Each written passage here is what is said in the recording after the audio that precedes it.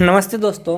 स्वागत है आपका उपागम एकेडमी पे। दोस्तों आज हम बात करेंगे इतिहास के अगले भाग के बारे में। तो दोस्तों हम लोगों ने ऋग्वेद तक पढ़ लिया था। आज हम पढ़ेंगे अगले वेद यजुर्वेद के बारे में। तो दोस्तों यजुर्वेद यज्ञों बलि ये दोनों के नियम हमको यजुर्वेद में मिलता है।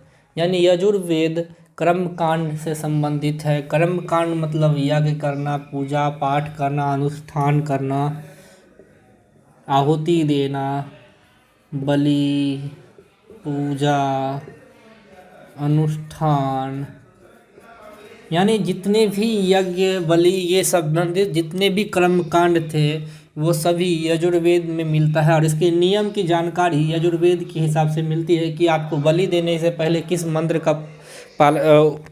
का उच्चारण करना है। और यजुर्वेद के दो उपभाग हैं। उपभाग मतलब यजुर्वेद के दो उपभाग हैं, कृष्ण यजुर्वेद और शुक्ल यजुर्वेद। ये गद्य में लिखा जाता है और ये पद्य में लिखा जाता है। इसीलिए यजुर्वेद को पद्य और गद्य दोनों में। गद्य और पद्य क्या होते हैं दोस्तों? तो कभी आपने देखा होगा कि हिंदी में जैसे तुलसीदास की रचना है या कबीर दास का जो दोहा होता है, ये दो पंक्तियों वाला होता है। और एक रचनाएं जो कि बहुत सारे पंक्तियों में होती है जो गद्यांश के रूप में होता है। गद्यांश जैसे कि एक कहानी का सारांश, जैसे ये नियम है उसका एक सारांश हो वो गद्य होता है। और एक संकलित मंत्र उच्चारण जो कि दो या दो से अधिक पंक्तियों का हो उसको हम लोग पद्य बोलते हैं। तो दोस्तों गद्य और पद्य दोनों में यजुर्वेद का संकलन है। कृष्ण यजुर्वेद गद्य में और शुक्ल यजुर्वेद पद्य में लिखा गया है। अगर कभी पूछ दिया जाए कि गद्य और पद्य दोनों में लिखे जाने वाले ये वेद है तो वो है यजुर्वेद, जबकि ऋग्वेद केवल गद्य यानी गद्यांशों में यानी मंत्रों में लिखा गया है। यजुर्वेद के उच्चारणकर्ता को दोस्त हम लोग अर्धवीयु बोलते हैं। यजुर्वेद के उच्चारणकर्ता को, ऋग्वेद के उच्चारणकर्ता को क्या बोलते थे? होत्री। और यजुर्वेद के उच्चारणकर्ता को अर्धव्यु बोलते हैं। यजुर्वेद में दो ब्राह्मण ग्रंथ इंपॉर्टेंट है, एक शतपथ ब्राह्मण और तैत्तिरीय है। दोस्तों एग्जाम में बहुतों बार पूछा जा चुका है, जो रेलवे की तैयारी कर रहे हैं, कि कृषि एवं सिंचाई कृषि और सिंचाई दोनों साथ में का उल्लेख यजुर्वेद के किस ब्राह्मण ग्रंथ से होता है या फिर किस ब्राह्मण ग्रंथ में कृषि एवं सिंचाई का उल्लेख है? तो दोस्तों इसका आंसर होगा शतपथ ब्राह्मण। दोस्तों यजुर्वेद के उपवेद को हम लोग धनुर्वेद बोलते हैं। यजुर्वेद के उपवेद को हम लोग धनुर्वेद बोलते हैं। दोस्तों अगला वेद है सामवेद। हम चार वेद में तीसरे वेद पे चर्चा करते हैं। तो अगला वेद है सामवेद। साम का अर्थ होता है गाना यानी गान। गीत और गान में मंत्रों का उच्चारण का संकलन सामवेद में है। सामवेद में जितने ही मंत्र लिखे गए हैं 1875 ऋचाओं में, वो सभी गीतों में संकलन किए गए हैं। एक इम्पोर्टेंट क्वेश्चन जो इससे आता है वो ये कि गाने वाले मंत्र किस वेद में है? यानी गान का संबंध है सामवेद में। और भारतीय संगीत का जनक बोलते हैं सामवेद को। भारतीय संगीत का जनक सामवेद को बोलते हैं। सारेगामापा निशा जो आप पढ़ते हैं, इसका देन किस में कहा जाता है? सामवेद को। सामवेद के उपवेद का नाम गंधर्व वेद है। गाने वाले यानी सामवेद के गाने वाले को उद्गाता। और ब्राह्मण ग्रंथ में पंचवी षष्ठवी जैसे ब्राह्मण ग्रंथ सामवेद में आते हैं। सामवेद के बारे में दोस्तों जो आखिरी और इम्पोर्टेंट फैक्ट है कि आकार में यानी कि रचनाओं के दृष्टिकोण से सामवेद सबसे छोटा वेद है। रचनाओं के दृष्टिकोण से सामवेद सबसे छोटा वेद है। चलिए दोस्तों चौथा और आखिरी वेद है अर्थव्यवेद। दोस्तों तंत्र मंत्र जादू टोना और वशीकरण से संबंधित है ये वेद, यानी अंधविश्वासों का वेद बोलते हैं। किसको?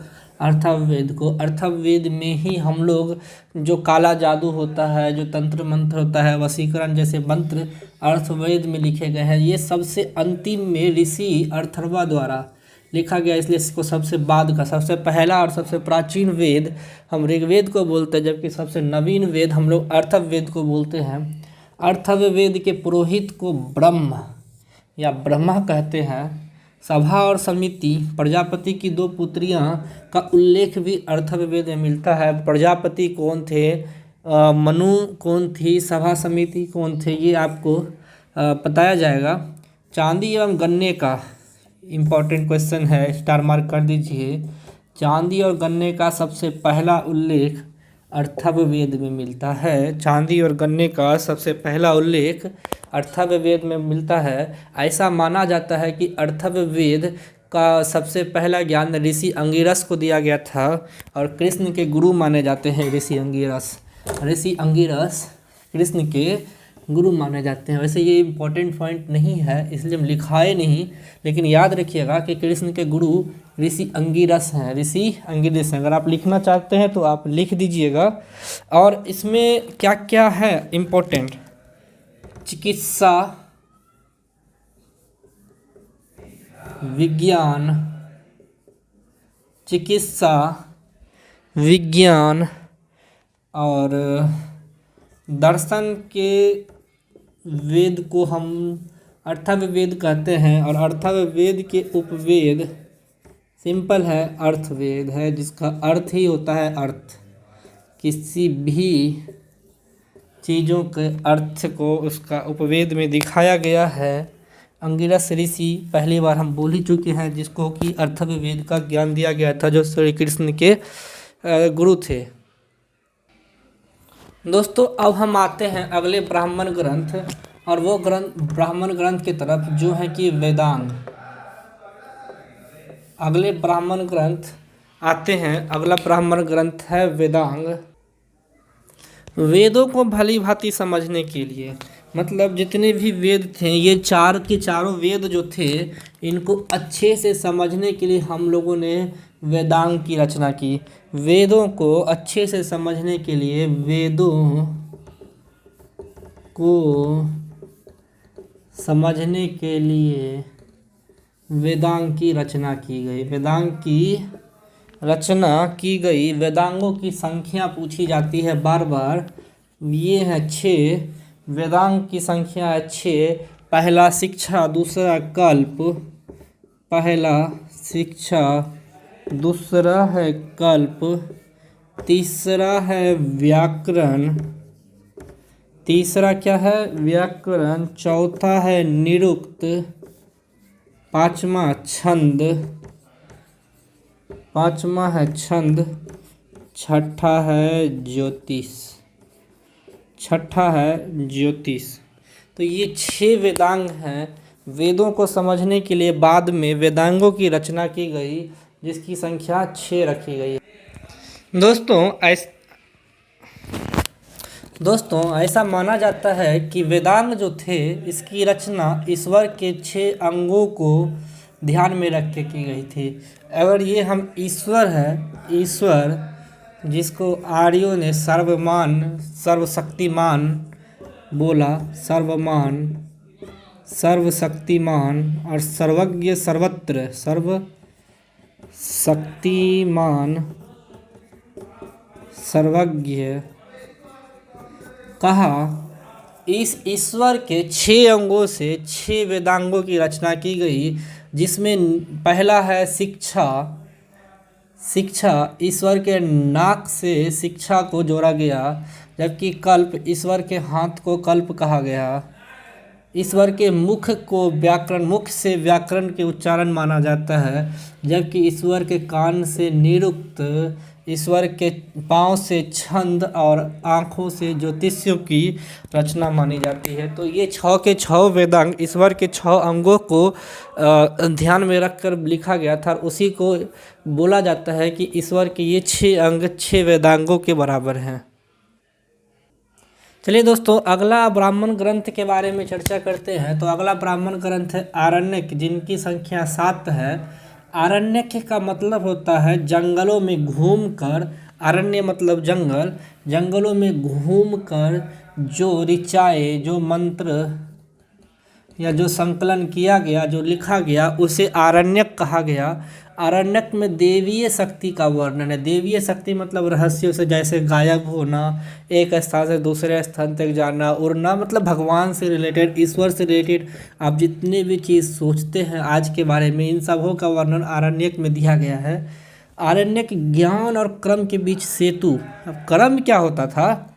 यज्ञ करना, यज्ञ करोगे तो पुण्य मिलेगा। जबकि उपनिषद, जो आगे हम पढ़ाएंगे इसके चौथे भाग में, उपनिषद बोलता था कि नहीं, सिर्फ और सिर्फ ईश्वर को जानो, ईश्वर को मानो, ईश्वर के बातों को ध्यान दो। ये यज्ञ करने में विश्वास नहीं करते थे, ये यज्ञ करने में विश्वास करते थे, और ये दोनों को लेके चलते थे कि नहीं, आप ज्ञान भी रखो कि हाँ ईश्वर सर्वज्ञ है, सर्वशक्तिमान है, कि वो एक है, उसके नाम अनेक है, लेकिन ईश्वर को अगर प्राप्त करना है तो यज्ञ भी करना होगा। ये सिर्फ, जैसे कि यजुर्वेद में कहा गया है कि अगर यज्ञ नहीं करोगे तो आप भगवान को नहीं प्राप्त कर सकोगे, लेकिन उपनिषद बोलता है कि नहीं, यज्ञ जो है टूटी हुई नाव के समान है। पूछा भी गया है, यज्ञ टूटी हुई नाव के समान है, जो समंदर में जाता है और वो उसमें अगर फूटी हुई नाव, टूटी हुई नहीं, फूटी हुई, तो वो पानी इसमें भरने के कारण डूब जाता है। तो यज्ञ जो है वो भगवान को प्राप्त करने का साधन है, ये वेद कहते हैं, जबकि उपनिषद इसका खंडन करते हैं। लेकिन आरण्यक बोलता है कि नहीं, दोनों जरूरी है और ये दोनों के बीच का काम करते हैं। जैसे आज हम लोग देखते हैं कि घरों में पूजा करते हैं तो वो उपनिषदों के अधीन करते हैं, जबकि कर्म कांड यानी यज्ञ और जो करते हैं वो वेदों के अधीन करते हैं। तो आरण्यक यानी कि जंगलों में जो घूम के जिस ऋचाओं और मंत्रों की रचना की गई उसे हम लोग आरण्यक बोलते हैं। आरण्यक की संख्या 7 है। दोस्तों, अगला ब्राह्मण ग्रंथ जिसकी चर्चा करते हैं वो है उपनिषद। उपनिषदों की संख्या टोटल 108 है, जिसमें 11 महत्वपूर्ण उपनिषद है, जिसमें कि हम लोगों को वेदों के बारे में, चूँकि ये वेदों के बाद की रचना है, तो वेदों के बहुत सारे कांड, जैसे कि यज्ञ और उससे रिलेटेड जो कर्म कांड थे, इसका खंडन किया गया है उपनिषदों में। उपनिषदों में ईश्वर की प्राप्ति के लिए अलग उपाय बताए गए हैं, ईश्वर के ध्यान के लिए अलग उपाय बताया गया है, जबकि वेदों में ईश्वर के प्राप्ति के लिए यज्ञ कर्म कांडों को प्रधान बताया गया है, इसमें ज्ञान को प्रधान बताया गया है। दोस्तों, सभी वेदों के अपने अपने उपनिषद हैं। अभी हम पढ़ेंगे सभी वेदों के अपने अपने उपनिषद जो महत्वपूर्ण हैं। 11 महत्वपूर्ण है, टोटल 108 उपनिषद है, संख्या याद रखिएगा। अब हम सभी वेदों और उसके उपनिषद के बारे में जो इम्पोर्टेंट फैक्ट है उसके बारे में हम लोग जानते हैं। चलिए दोस्तों, अब पढ़ते हैं प्रमुख उपनिषदों के बारे में। तो दोस्तों, ऋग्वेद का 2 ब्राह्मण ग्रंथ था, ऐतरेय और कौशिकीय ब्राह्मण ग्रंथ, उसी पर उपनिषद बनाए गए हैं। ऐतरेय उपनिषद और कौशिकीय उपनिषद। अगर ब्राह्मण ग्रंथ याद है तो उपनिषद याद होगा। दोस्तों, मेन यजुर्वेद के 6 प्रमुख उपनिषद, वैसे तो उपनिषद टोटल 108 है, हम इसमें प्रमुख लिखे, सिर्फ इम्पॉर्टेंट, ऐसा मत समझिएगा कि ये पूरा का पूरा है। 6 महत्वपूर्ण उपनिषदों में दोस्तों, बृहदारण्यक उपनिषद में याज्ञवल्क्य, याग क्या होता है, वो वल्क्य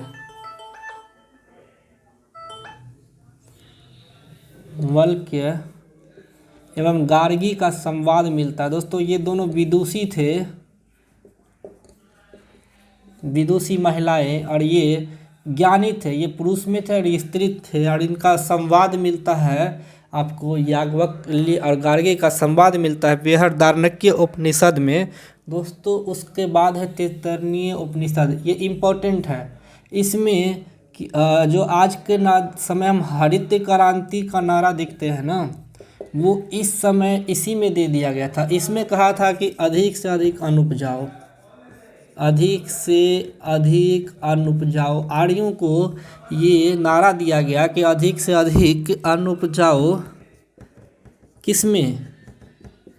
तैत्तिरीय उपनिषद में। हरित क्रांति का नारा अगर किसी उपनिषद या वेद के हिसाब से पूछ दे तो आप उपनिषद मारिएगा, तैत्तिरीय उपनिषद। कठोपनिषद में सबसे इम्पोर्टेंट होता है ओम का उच्चारण। सबसे पहला कठोपनिषद में ओम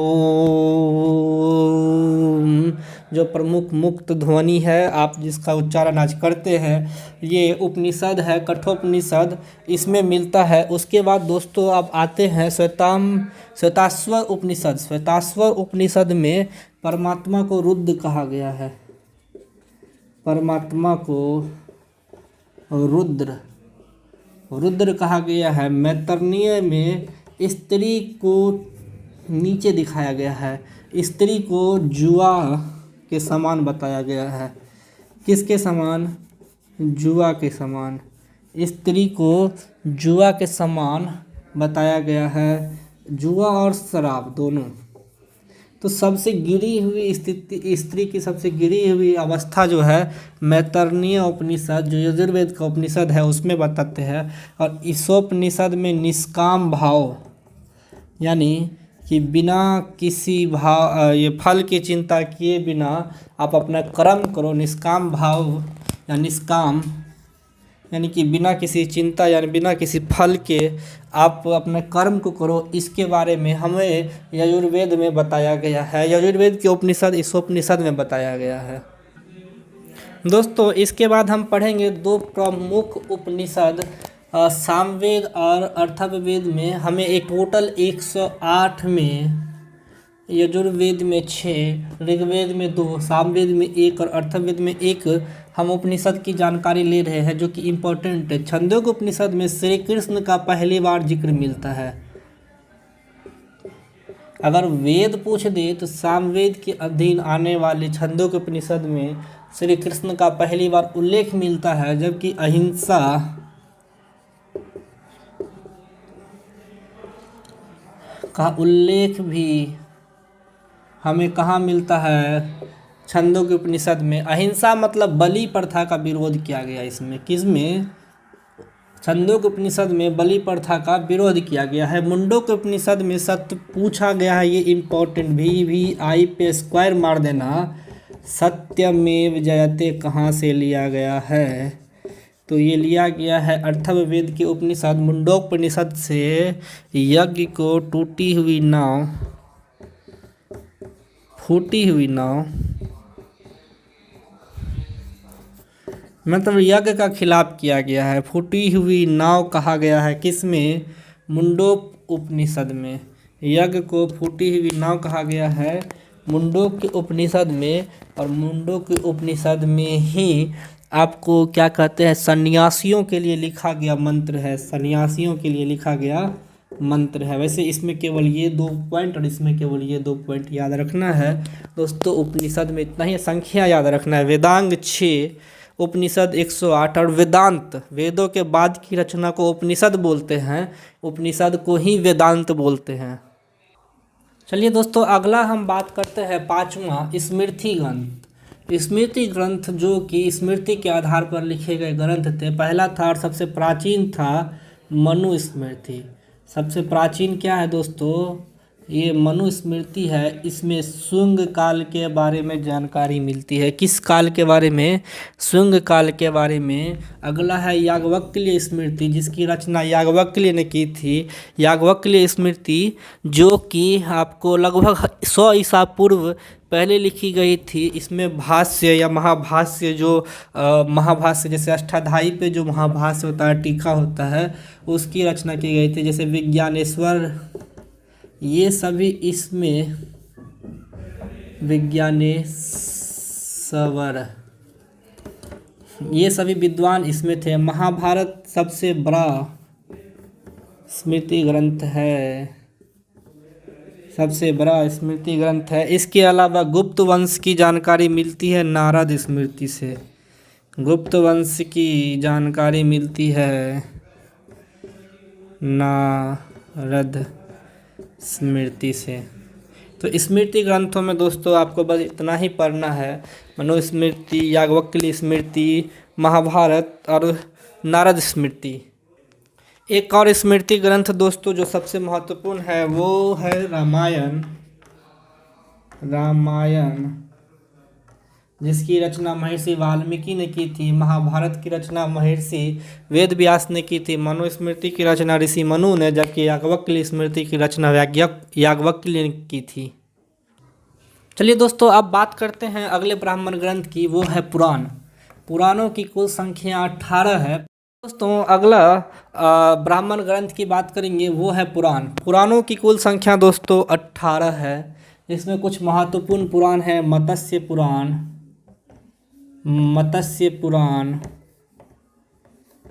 वायु पुराण, मत्स्य पुराण, वायु पुराण, भागवत पुराण, ब्राह्मण पुराण, भागवत पुराण, अरे यार इसको ठीक करो, हाँ, ब्राह्मण पुराण। ये बहुत ही महत्वपूर्ण है कुछ पुराण। और इसके महत्वपूर्ण क्या है? सबसे प्राचीन पुराण है मत्स्य पुराण।